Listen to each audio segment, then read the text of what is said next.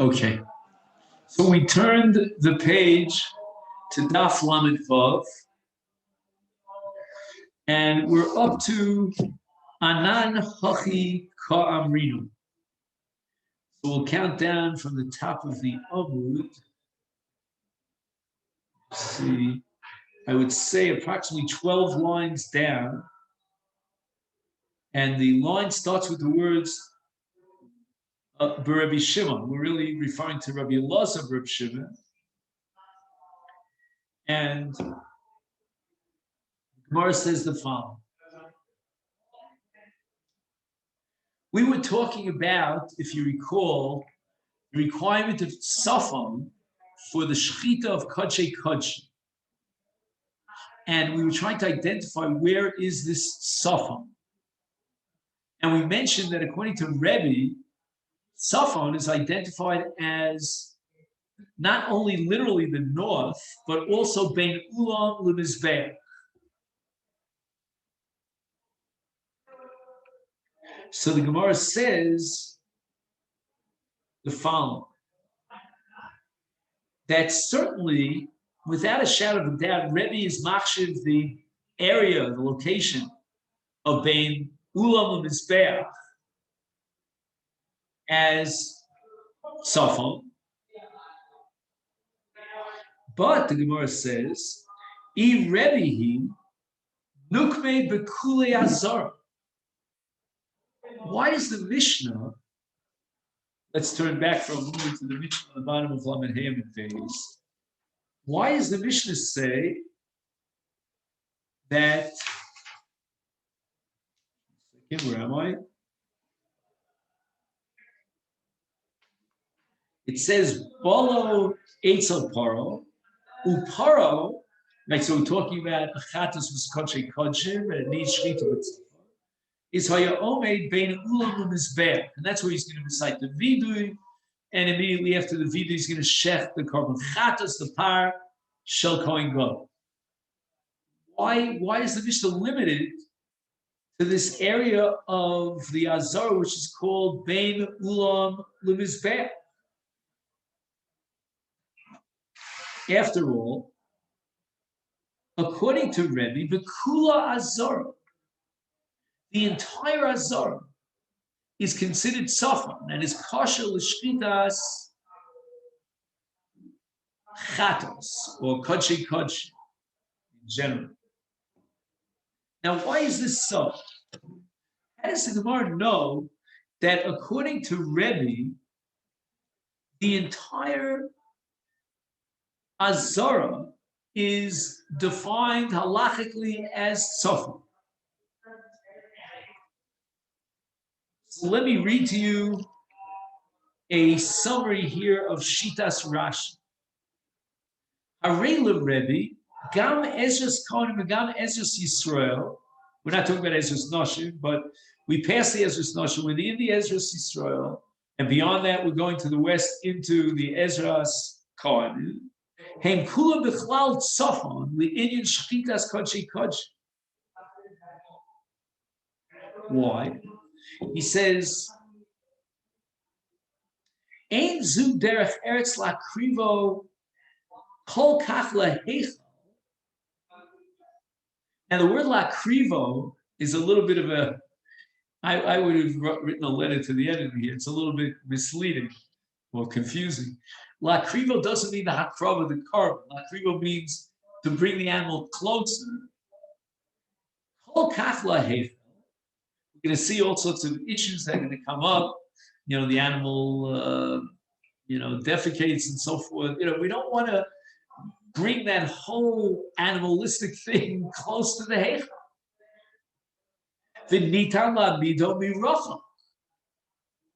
Why is the Mishnah establishing that given the fact that the Shechita could take place, according to Rebbe, anywhere in the Azara, it's going to take place Bein Ulam Lehechal, which is mamish right in front of the heichal. Yech lahamido rochok yosa. We should set up the par and its shechita further away. I mean, the Azara is, what do we say? The Azara was 135 amas square, if I remember correctly. It's a larger area.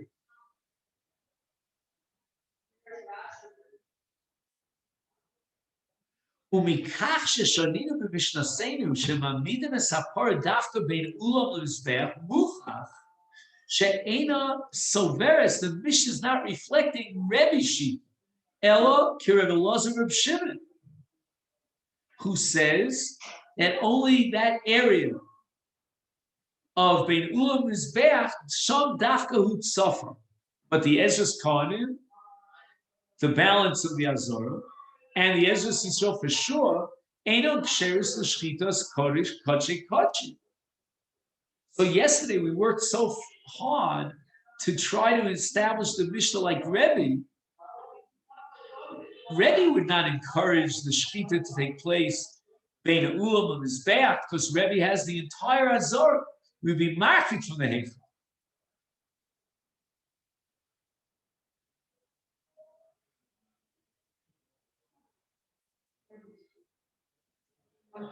Elamai, says the Gemara, what are you going to tell me?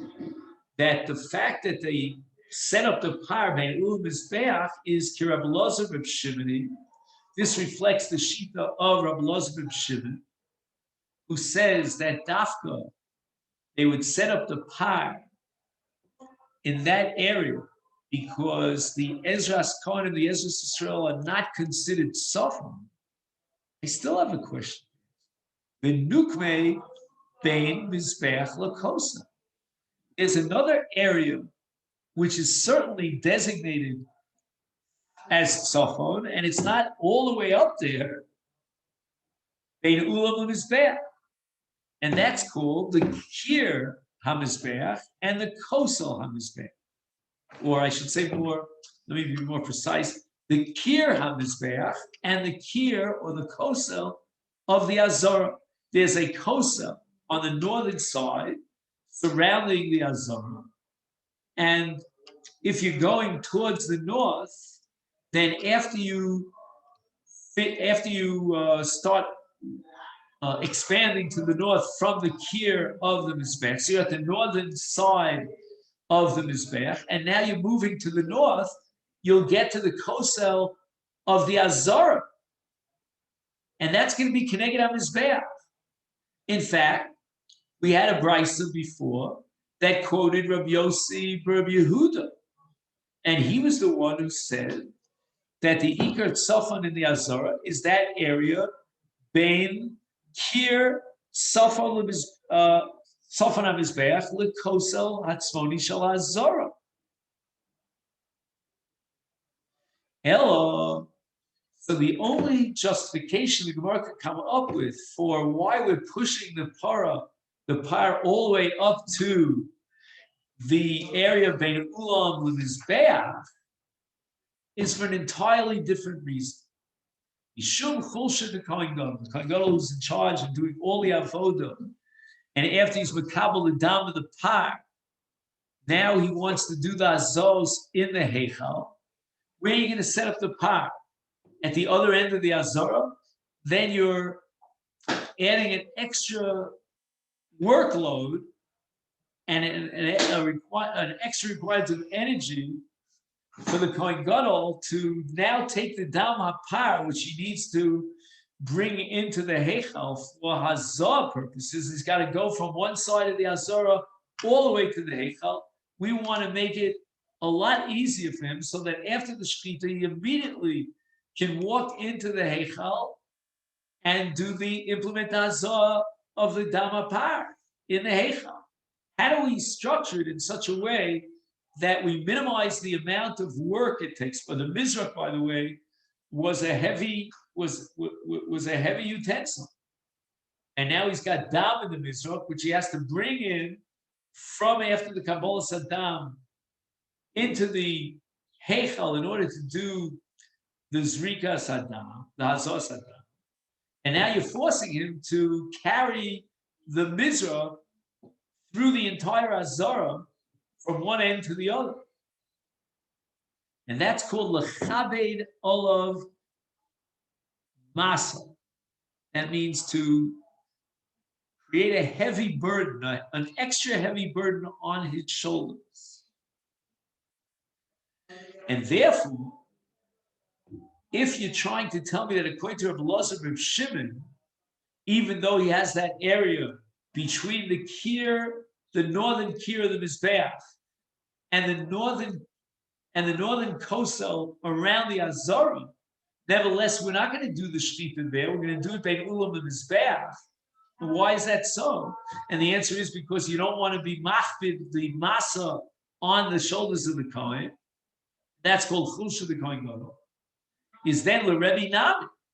I can go back into my original assumption that our Mishnah reflects the sheet of Rebbe.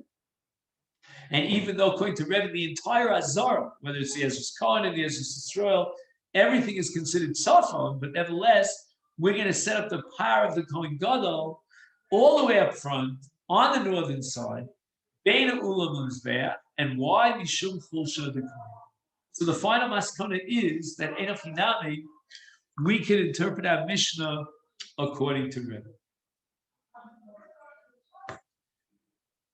Now the Mishnah tells me something very strange. Where exactly, we know where, in terms of location, the power is located, but in which direction do you place the head of the cow, and in which do you place the face of the cow? So the Mishnah says that Rosho Ladoram, it means the back of the cow is towards the north, the head of the cow is towards the south. But then it says, Upanov Lamaira, and the face of the cow is inclined towards the west. How can it be inclined towards the west when you just told me that the Rosh Hapar is Ladoram, it's on the south?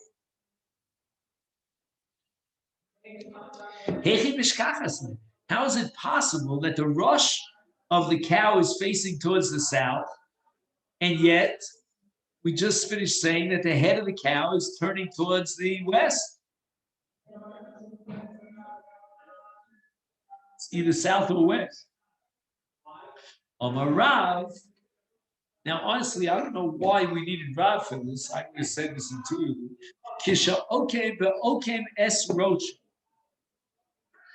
The Kohen Gadol will place the par in such a way that although it is facing the north, nevertheless, he's going to twist, so to speak, the head of the cow and turn it towards the west.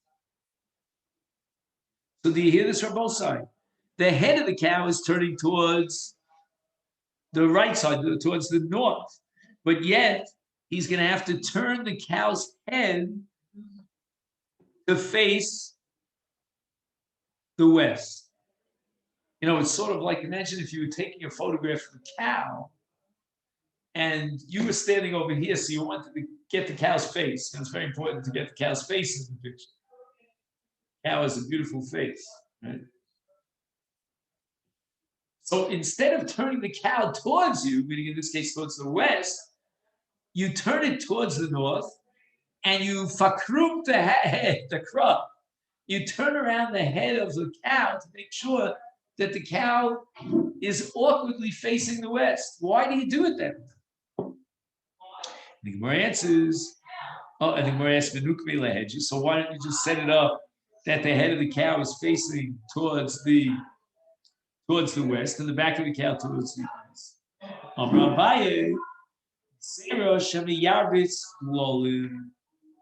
We're afraid that the cow will start defecating, and if the face of the cow is towards the west, that's a bizayon to the heichal, right? Can you imagine that?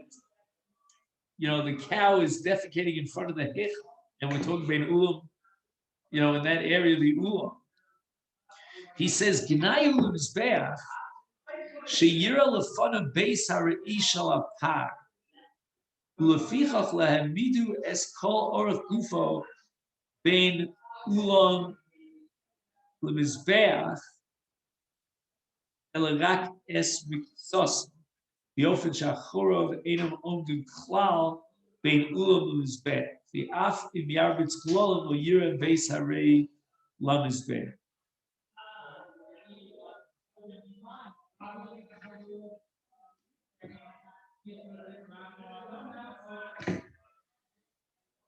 I think, if I understand this correctly, that it's not that the Hatolas Glolim is the problem. Why? Because the Glolim are coming from the back of the animal. So the Gemara's kasha was, why not situate the animal in such a way that the head of the cow faces the north, faces the west. So what does Gemara answer? Glolim? The glolim is coming from the back of the cow. So why is that an insult to the heichal? So the answer is, we're not worried about the insult to the heichal as much as the insult to the mizbeach, right? Because when you go beyond the mizbeach, you get to an area which is called Beit Ulam Mizbeach, and that's where we're going to situate the cow, so that we're not going to impose too much of a work on the Kohen Gadol when after the Kabbalah Saddam he has to go into the Heichal and do the Azah, as we discussed. So now you've got the cow in front of the Mizbeach, turning towards the west. The back of the cow is turning towards the Mizbeach. The head of the cow is towards the Ulam and the Heichal. The fact that the Ulam and the Heichal, the cow is facing the Ulam and Heichal, that doesn't bother me. What bothers me is called the Beis Harei. That's the tuchas, where the cow is defecating. And if you would situate it from east to west, then it means that the back of the cow is facing the Mizbeach. And the Mizbeach is looking at the back of the cow that's defecating. So that's the insult.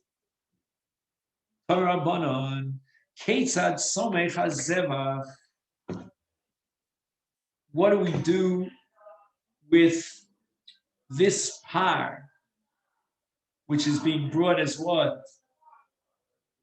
As Kodshe Kodshim. Omeid B'tzachon. He's going to set up the cow on the north. And now the answering is Kesad Somach. We're talking about Smicha.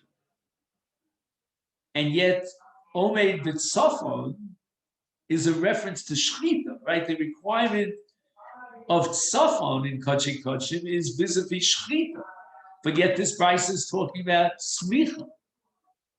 So apparently, the Brisa assumes that Smicha is going to take place with Makom Shechita.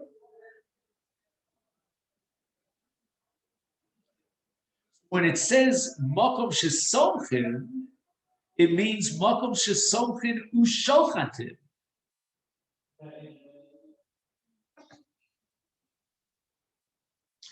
When to say that the smicha takes place in the tzafon of the azara, that makes sense because the shechita is going to take place in the tzafon of the azara. Hanav l'mayra.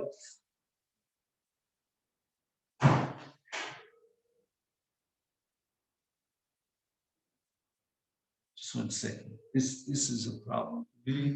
What do you mean hanav l'mayra? Oh, right. No, it's not good. What does it mean, Panav L'mayra? 1 second. I realized that I fudged it. What do you mean, Panav L'mayra? What does that mean? The face of the cow is towards the Eichel. And the back of the cow is towards the east. Right. Yeah, because the Mizbeach goes north to south. You follow? So when we're talking about going from the Azara towards the Heichal, then we're talking west to east. But the Mizbeach itself goes north to south. I mean, do we have a picture of that? This is probably the wrong volume. I thought we said it was also in this volume. No, I guess not.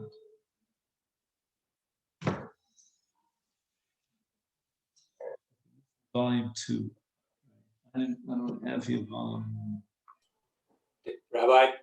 Do you have a picture? Yeah, there's a picture in the art scroll. Yeah, could you just show it to me? I don't have a camera, so I can't do it. Sorry. Can you pick it up? No, Oh, you don't have a camera. No, you don't have a yeah, camera. sorry. You can pick it up, but I won't see it. Hopefully, I'll have a new computer soon and I'll have a camera. Oh, okay. Let me see if I have a picture here.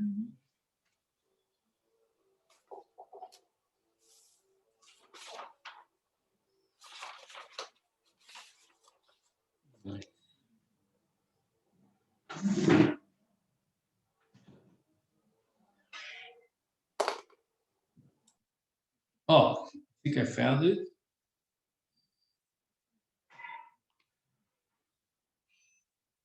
Yeah, this should be good. Here, let me see.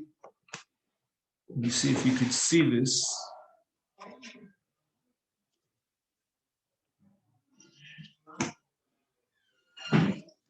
Let's see if you could see this. Then what I'm trying to show you is that this is east to west. If you follow my finger going across, and the Mizbeach is this, and that's going from north to south. So that means that if you set up the par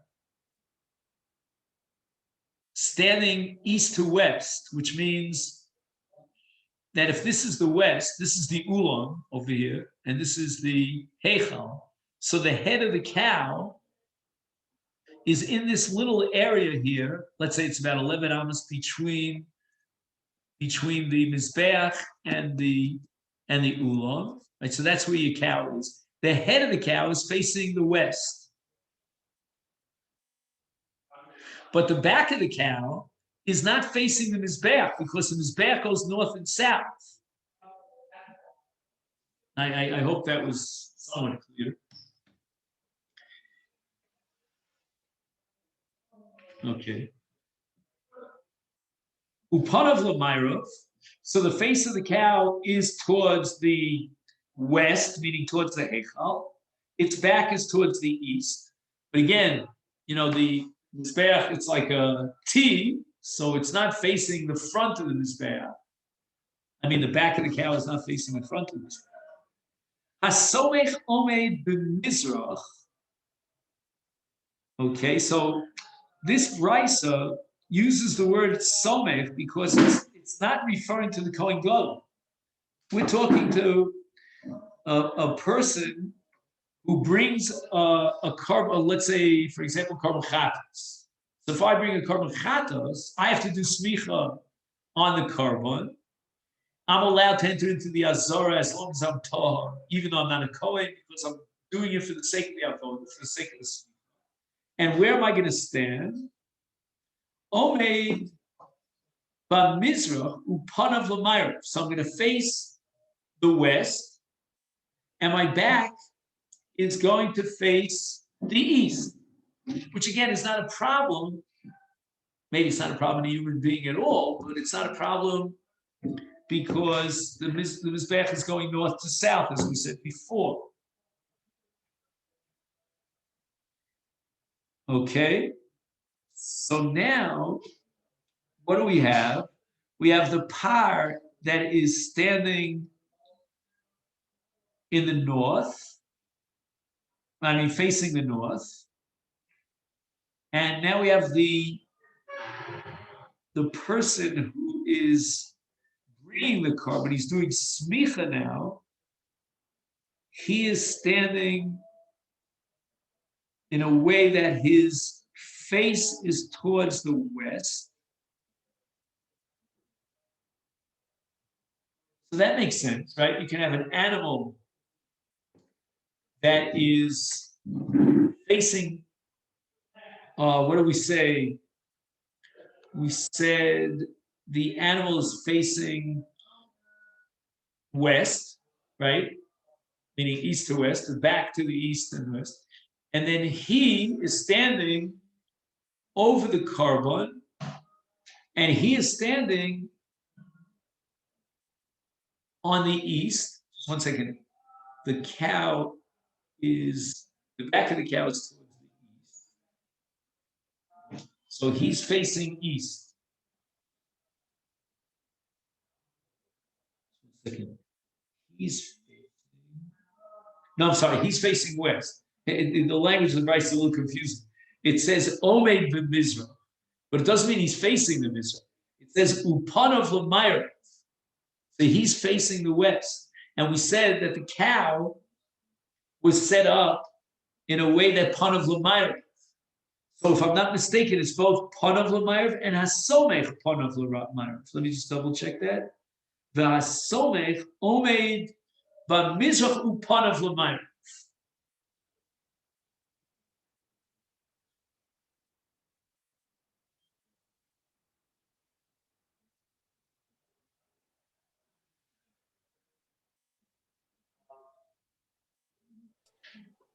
Rabbi, Yeah, we're talking about a bull, basically, right? right. So what this? If I said a cow, I meant a bull. Sorry. No, I understand. So in essence, you have a cow that's supposed to be standing inert, so that a human can come up to it and put his hands between the horns. Correct. If you've ever seen a rodeo, it's kind of hard to imagine. It's almost like it's a miracle that they got the ox to stand still, that a human can come up and put his hands on the ox without the ox bucking and everything else. That's an excellent question. But I think they have to be in opposite direction. If Right, the but face of why? the cow is west, I have to be facing the opposite direction. Right, so that's what I understand. It It sounds like they're both facing the same direction. How does that work out? Don is asking a more sophisticated question, more advanced question. How do you control the bull? I'm not up to that question. I'm on first base. I understand that the cow's head or the bull's head is facing west, so it's facing away from the human, because the human's putting his hands on between the horns, but presumably the face, they're not facing each other. The cow's head is facing away from the man, from the.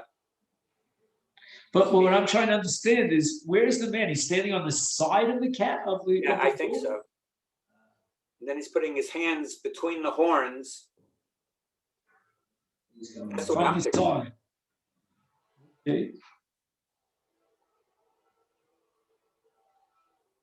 The cow's head's facing west, and the man's facing west towards the cow, and he puts his hands between the horns.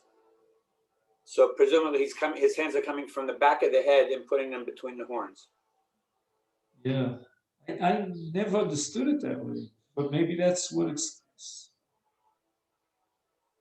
maybe that's what's going on. Let me just see one thing. I'm not sure if this will shed any light. See one thing here. How are we doing on the clock? Oh, we're not doing too great.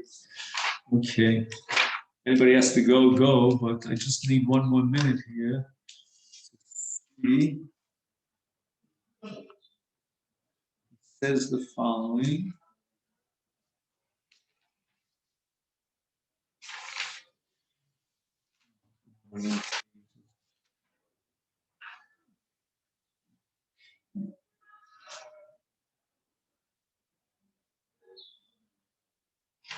Okay, I'm almost there. He says the following.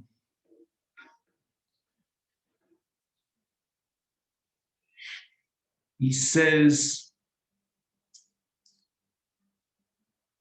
the offering stands in the north with its face towards the west and its hindquarters towards the east. And the one who leans on it, he adds, i.e. the owner, stands in the east with his face to the west. Okay?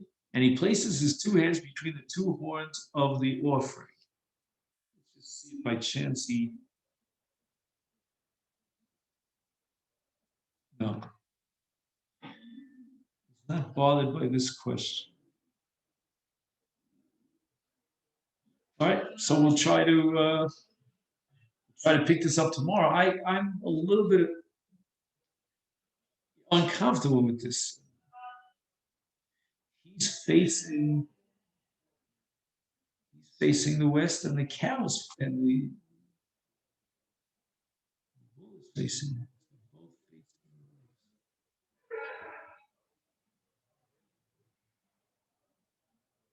So 1 second, but wait a minute. Did the Mishnah say that's maybe only? And the Mishnah said that he turns the head, right? What was the language of the Mishnah? Its head.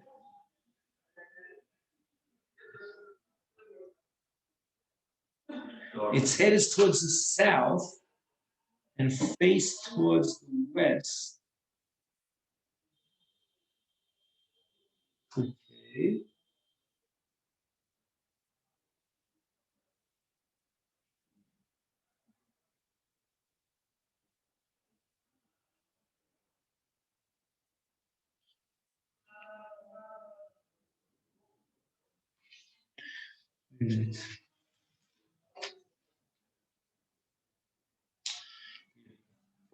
His bull will be standing between the Ulam and Mizbech. Its head is towards the south, and its face is towards the west. How is this possible? The bull's head is towards the south. How can its face be towards the west? Rav answers it is accomplished by turning its head so that its muzzle points towards the west. Right? So the head is turned towards the south.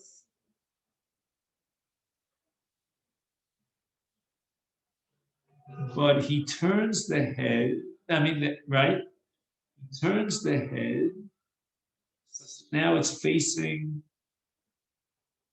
the west. He also facing the west. Maybe that's the answer.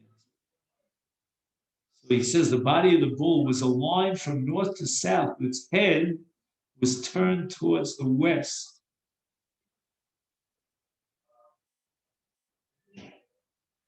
The reason we turn the animal's muzzle, I guess he calls it a muzzle, I would say the face of the animal, he calls it the muzzle, toward the Heichal, is based on a verse. He shall slaughter it at the foot of the altar to the north before Hashem. Indicates that the slaughter of Kachi must be performed when the animal's throat, which is, I guess, in this case, the rush, is before Hashem, which means facing the Heichal. Let's just figure that out. If the animal is facing the south, but we turn its head towards the west, and if he's standing facing the west, so then it makes sense that he can do smicha. Maybe this is the answer to my problem. In other words, if the animal was straight east towards west, and he also is facing towards the west, he's standing to the side of the animal. But if the animal is facing really the south, and I just turn its head towards the west, and if he's facing the west, and the animal's head is towards the west, and the animal is this way, he could do smicha. Not sure if I'm interpreting it correctly, but it does say Rosh Hashanah. And yet, after it says Rosh Hashanah, it says Panav L'mayros.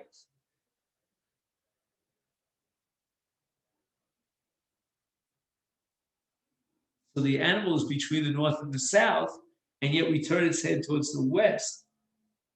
It's theoretically possible for him to also turn towards the west and do the smicha. In any event, that's what we have. I can't rewrite the text. Okay, then. So I'll wish you all a great day, and let me reiterate that tomorrow night is Lag BaOmer, and everybody's invited to join us in Har Nof if you can for Lag BaOmer, and that is at Shoals.